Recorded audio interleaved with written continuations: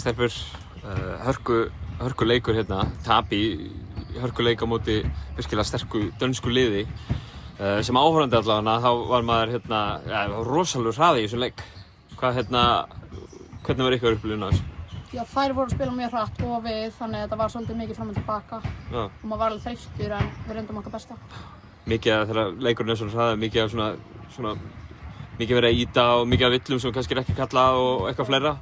Hvað þarf maður að hafa í huga til þess að fara inn í svona leik og til að ná að spila hann? Maður þarf bara að hafa mjög sterkan haus og bara vera mjög fókust og við mættum ekki tilbúnar í leikinn eins og við hefðum átt að gera.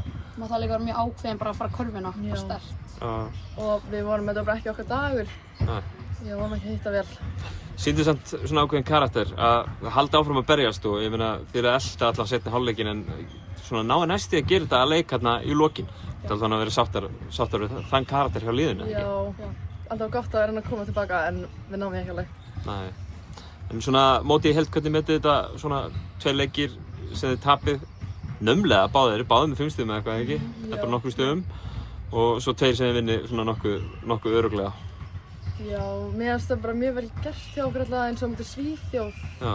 Við töpum ekki miklu og líka þessum leik en við hefðum alveg getið gert miklu betur í dag. Lokaleikurinn á morgun á móti heimastúlkum í Finnlandi. Hafið þið eitthvað að skoða þær? Nei, ekki mikið. Nei. Ekki mikið. Kærar þakkir, stelpur, og gangi ykkur vel á morgun. Takk.